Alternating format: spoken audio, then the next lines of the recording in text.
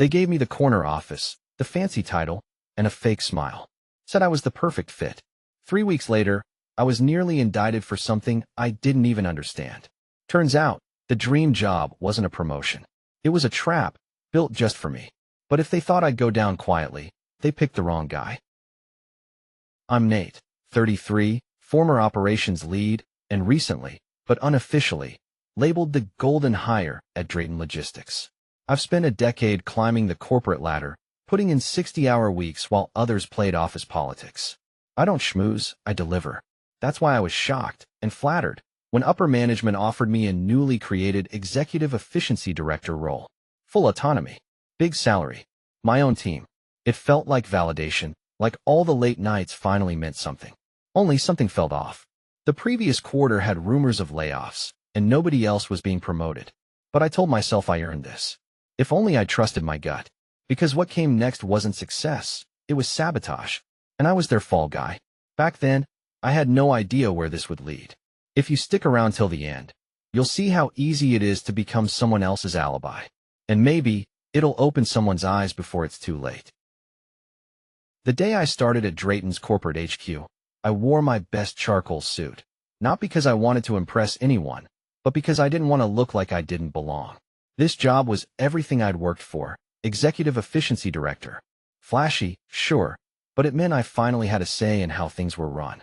After years buried in middle management, I was supposed to be the guy who cleaned up the chaos, streamlined operations, and made sure the company's gears stopped grinding each other to dust. I was ready. At least, I thought I was. The elevator dinged on the 34th floor, the so-called glass cage, and HR's golden retriever in heels, Marissa, greeted me with a chirpy, "You must be Nate," like I was a contestant on a game show, not someone about to sign off on million-dollar decisions. She handed me a welcome packet and led me past frosted glass offices and nervous-looking assistants. "You'll be reporting directly to Tom Beringer, our COO. Big picture stuff, big expectations. You're a bold choice, Nate. Not many people get fast-tracked like this." I smiled, but my stomach tightened. Fast-tracked? I'd spent 10 years clawing my way up. Who said anything about fast? Tom was waiting in a sleek, black-trimmed office, his tie loose like he wanted you to think he was too busy for formalities. "Nate," he said, shaking my hand with the force of someone who wanted to remind you he had grip. "Hope you're ready. We need a fixer, someone who can clean up the messes nobody else wants to touch." He waved toward a corner office. "Mine. Start there. Your team's assembled already, 6 people. You've got full autonomy. Just keep the trains running and the press off our backs. No roadmap, no orientation, no systems walkthrough. Just vague praise and a mountain of vague responsibility." I sat down at my new desk, fake mahogany, high gloss, and opened the company laptop. No passwords, no admin access, and no emails beyond a calendar invite for a quarterly restructure review next week. The team came in, polite, distant. One guy, Alan, barely made eye contact. "They didn't tell us we were getting a new director," he muttered when the others walked out. "Hope you last longer than the last one." I blinked. "Last one?" He just shrugged. "Never officially existed." By the end of day 1, I'd written down a single note in my leather-bound planner. Everyone's smiling. Nobody's talking. Then, just before I left, I passed Tom in the hallway. He clapped me on the shoulder and said, "Let's see if you can keep this ship from sinking." He smiled, but his eyes? Cold. Calculating. That's when it hit me. I hadn't just been hired. I'd been placed. By my second week, the shine had worn off. My calendar was a graveyard of canceled meetings. My team operated like they were still reporting to someone else, and maybe they were. Every time I asked for updates, I got vague answers like, "Oh, that's still in procurement," or "Tom's handling that directly." Tom. Always Tom. I finally decided to get my hands dirty. I pulled up 3 active vendor contracts and tried reconciling them with the outgoing payments. Took me 4 hours to realize none of them matched. Not just small mistakes. We're talking entire line items billed that didn't appear on any signed agreement. One vendor, Bridgewave Solutions, supposedly charged us $87,000 for system migration architecture. Except, we didn't migrate anything. I flagged it and emailed Marissa in HR. No reply. Next morning, she knocked on my office door like nothing happened. "Got your email," she chirped, sliding into the guest chair like she owned it. Bridgewave's been with us for years. Probably just old formatting. Then why does the invoice have my digital sign-off? I asked. She blinked. Does it? I turned the screen toward her. Her smile didn't even flicker. Well, she said, standing up. Maybe someone used a template. No big deal. Just move it along. Move what along? Her tone iced over. Don't slow things down, Nate. That's not what you were hired for. I didn't respond. Just stared at her until she left. Then I dug deeper. That night, I stayed late. No one else was around. Just the hum of recycled air and the low whir of my second coffee. I ran a systems audit for every invoice filed under my name. 14 flagged entries. 7 of them from before I even started. All approved under my ID. I printed them out, one by one, and highlighted the approval timestamps. My name was there. My digital signature. But the dates didn't lie. The next morning, I confronted Tom. I need access to our digital audit logs, I said. Someone's been falsifying authorizations under my account. Tom leaned back in his chair, perfectly calm. You're new, he said. Things get messy. Nobody expects perfection. Just sign off on the legacy stuff and focus on forward momentum. This isn't legacy, I replied. It's fraud. That got a reaction, not anger, not denial. Amusement, like a cat watching a mouse try to bite. You're really going to make this difficult, huh? He said quietly. Thought you were smarter than that. I left his office with my hands shaking and my mouth dry. That evening, I called Jenna, one of my analysts who actually seemed competent, and asked her to check if she'd ever seen anomalies like these. Her voice was low. Nate, you should be careful. Careful of what? Pause. Then, let's talk off-site. I hung up and stared at my computer screen. One thought kept circling like a vulture. They're setting me up, and I don't even know for what yet. Jenna chose a greasy little cafe 2 blocks from the office. The kind of place where the booths are cracked and the servers don't ask questions. She slid into the seat across from me, eyes scanning the room like she was being followed. You didn't hear any of this from me, she said, pulling her hoodie tighter. If they find out I talked to you, I'm done. I nodded. I get it. Just tell me what's going on. She exhaled. There was someone before you. In your exact role. Name was David Lynn. Nobody talks about him because, well, he kind of disappeared. Disappeared how? One day he was in meetings. The next, his badge didn't work. HR said he resigned voluntarily, but he never came to clear his desk. Just gone. I blinked. And nobody questioned that. They made it clear it wasn't our business. Marissa told us to stay focused and trust leadership. Jenna pulled out her phone and showed me a screenshot of an old org chart. Sure enough, there was David Lynn, same job title, same department. But when I searched for him in our employee database later that night, no results. They scrubbed him, I muttered. Jenna nodded. And it gets worse. She scrolled to a series of payment records and digital approvals. Look at the signature IDs. David's name was attached to dozens of questionable transfers, just like what you showed me. The amounts weren't small. $75,000, $120,000, $200,000. All to consultants, with vague descriptions and offshore bank routing numbers. They burned him, I said, my mouth dry. Yeah, she whispered. And now they're burning you. That hit me like a punch to the gut. I suddenly felt very cold, despite the stuffy diner air. I spent that evening doing what no one else had done. I started documenting everything. Not on the company laptop. I didn't trust that anymore, but on a private encrypted drive. I saved every email, every falsified invoice, every suspicious interaction. I created a timeline, from my first day to every flagged document. And I labeled it. If they take me down, they go too. I also started recording my own calls and meetings. Low-quality audio? Maybe. But admissible? I'd find out soon enough. That night, I couldn't sleep. Every creak in the house made me think someone was outside. I even checked my front door twice before I finally gave up and sat in the dark, watching my encrypted folders slowly fill with evidence. The next morning, I walked into the office like nothing had changed. Smiled, nodded, shook hands. But inside, I'd flipped a switch. I wasn't just trying to survive anymore. I was planning war. It didn't take long for them to make their next move. That Monday, I walked into my office and found a thick packet waiting on my desk, labeled Q3 Efficiency Allocation, Urgent Approval Needed. I flipped through the pages. Dozens of invoices. Some real, some creative. One in particular stood out.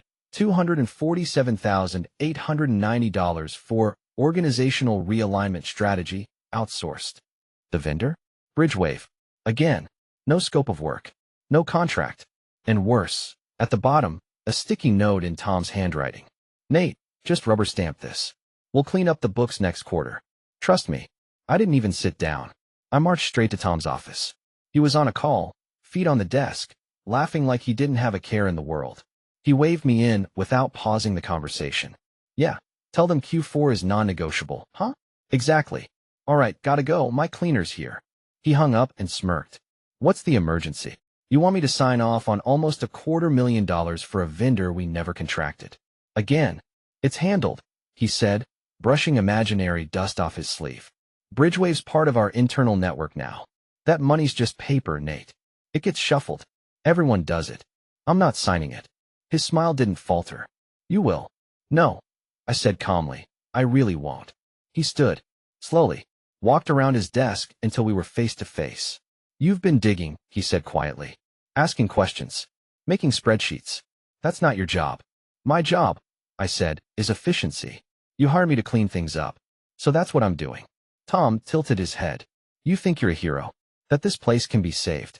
But you weren't brought in to save it. You were brought in to take the fall. Silence. Cold, final, absolute. He stepped back and adjusted his cuffs. Look, sign it, and we'll forget this happened. Don't, and things get complicated. Jenna won't be the only one reassigned. I walked out, heart pounding so hard I could hear it in my ears. Back in my office, I pulled up the internal access logs. My IT privileges were still limited, but I could see the audit trail. And that's when I found it. Someone had backdated approvals in my name. From before my start date. They were careful, but not perfect. Metadata never lies. I printed the log, took screenshots, backed up everything 3 times, flash drive, encrypted drive, offline backup. And I wrote in my notebook. They built this role as a cleanup, not of the company, but of their mistakes. On the paper trail. That night, Jenna texted me. They're watching you now. Be careful. Also, you need to check the office security footage from last week. She sent me a screenshot. Someone, Marissa, sitting at my desk, using my login. I stared at it for a long time. Then I whispered to myself. They want my signature? Fine. I'll give them something worth signing for. The next morning, my system access was gone. Just like that. Locked out of every file, drive, and dashboard I used daily. I called IT. The guy on the other end sounded apologetic, but robotic. Looks like your profile's under review, sir. Temporary access restriction. Should be cleared in 48 hours. Who initiated the review? A pause. Then, can't say. I knew exactly who. I tried to message Jenna. Her name wasn't showing up in the company chat. I called her extension. Voicemail. I finally walked over to her desk. Gone. Empty. An intern whispered that she'd been placed on administrative leave for violating data confidentiality. No details. No notice. My fists clenched so hard I felt my nails dig into my palm. Back at my office, the welcome folder, the one Marissa gave me on day 1, was missing. Gone from my drawer. Even my trash bin had been emptied. That was the moment I knew this wasn't sloppy sabotage. It was surgical. Then something unexpected happened. A new email arrived in my burner inbox. The one only Jenna knew about. No subject. No sender. Just a zip file titled insurance.zip in 1 sentence. They did the same thing to David Lynn. I scanned it offline. Inside, screenshots of doctored invoices, falsified sign-off logs, even audio snippets. One recording caught my breath. Tom's voice, saying, "It's not fraud if no one asks questions. That's what the fall guy is for." I copied it all to a flash drive and texted Theo, my old college roommate turned corporate lawyer. He'd worked on whistleblower cases before. I didn't give him details, just wrote, "I think I'm being set up for fraud. Can you meet tonight?" He called in 10 seconds. We met in a grocery store parking lot at 9:30 p.m. Paranoid, I know, but I wasn't taking chances. I handed him the drive and explained everything. After an hour of silence and slow scrolling, Theo finally looked up. "If this is legit," he said, "you're sitting on a bomb. They're laundering funds through dummy vendors, hiding it under operational inefficiencies, and tagging you as the authorizing party. Can we take it to the board?" He shook his head. "Not yet. They'll shut it down, maybe even fire you to cut their losses. We need leverage." Evidence is good, but intent? That's better. So what do I do? Theo leaned in. You bait them. Make them think you're caving. Let them talk freely. Record everything. I nodded. Heart hammering. Palms slick. That night, I rehearsed fake conversations in my living room, practiced calm expressions in the mirror, and set up my phone to record every interaction going forward. The next day, I walked into the office with a smile. A fake one. And when Tom called me into his office and said, "So, have we decided to be smart about this?" I smiled back and replied, "Yeah, I think it's time I stop asking questions and start doing my job." Inside, I wanted to scream. Outside, I was a puppet. But every string they pulled, I was rewiring it. Once I started playing dumb, everything changed. Tom's demeanor flipped overnight, all smiles and backslaps. He started inviting me to inner circle meetings again, casually floating phrases like optics cleanup and back-end smoothing, like we were planning a company picnic. I pretended to be grateful. Grateful for a second chance. Grateful to be trusted. And while I nodded through every shady instruction, my phone, neatly tucked in my blazer pocket, was recording everything. One meeting in particular was gold. Marissa, Tom, and I were going over the new strategic payouts. Bridgewave was now requesting $390,000 for confidential global restructuring. I barely held back a laugh. The invoice was written in Comic Sans. Just coded under Ops Shadow. Tom said, leaning back. That bucket's buried 3 folders deep. No one audits it unless they're suicidal. I glanced at Marissa. She was texting while sipping green juice. They'll never trace it, she muttered. And even if they try, Nate's name is all over it. I smiled. Happy to help.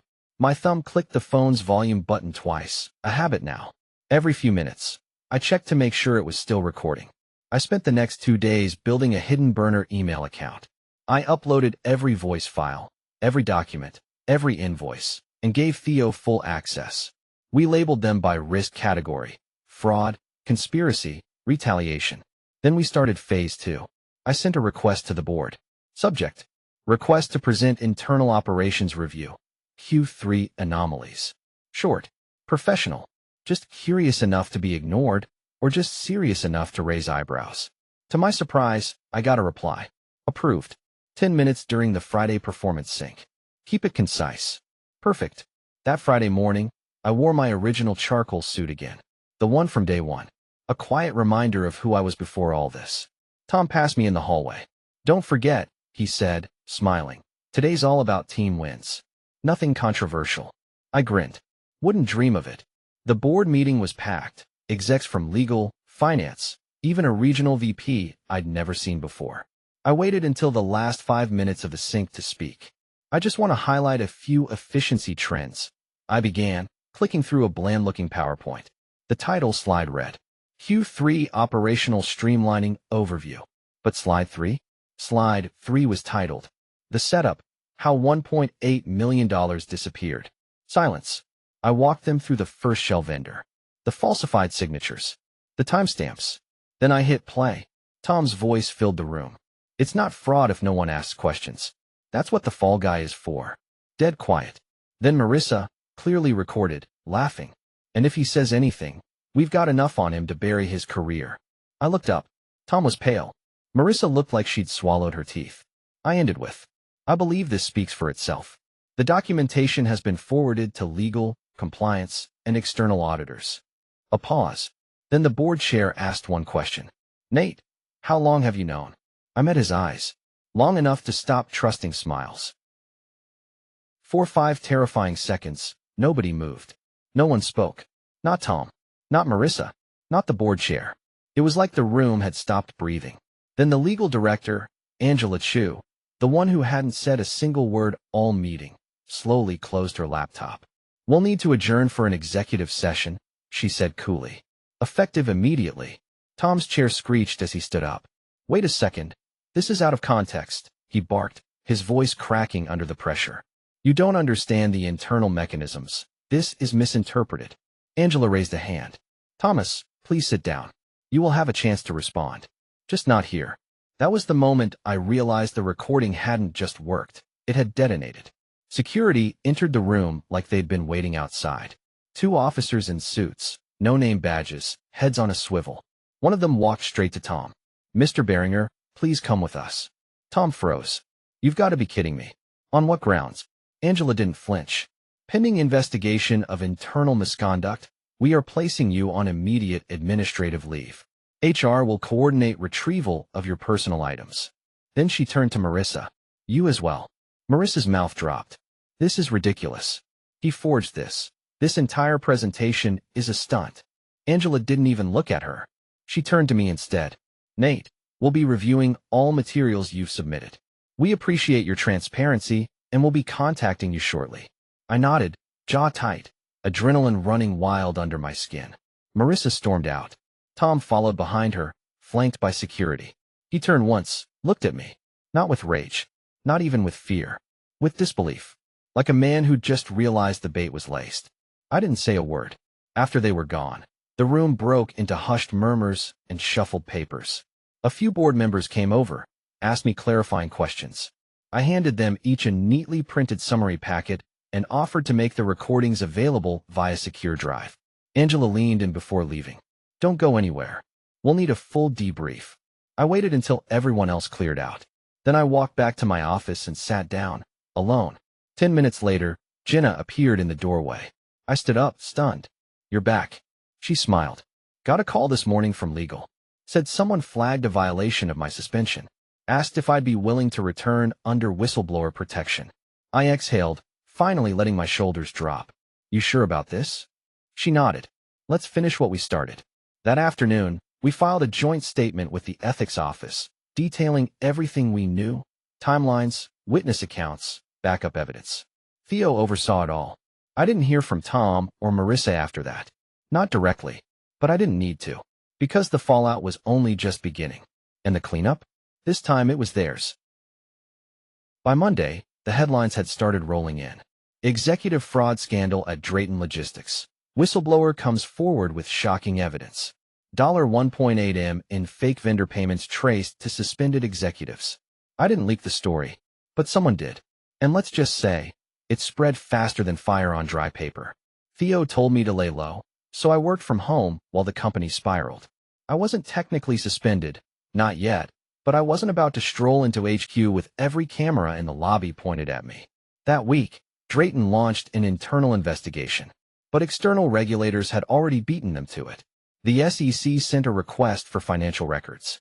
The state attorney general's office followed 2 days later. Apparently, when you funnel nearly $2 million through fake shell vendors, people notice. And when you build the pipeline using someone else's name, they talk. HR offered me a generous settlement to ease the transition and preserve reputations on both sides. Their words, not mine. I laughed, out loud. Then I forwarded the offer to Angela in legal with the subject line. Nice try. I wasn't interested in hush money. I wanted something better. The truth, publicly acknowledged. Angela called me later that afternoon. You sure you don't want the money? I'm sure, I said. I want an official statement from the board clearing me of all wrongdoing. And I want it in writing. On company letterhead. No euphemisms. Full names. Full context. There was a long pause. Then she said, You'll have it tomorrow. She kept her word. The letter arrived the next day. It was everything I'd asked for.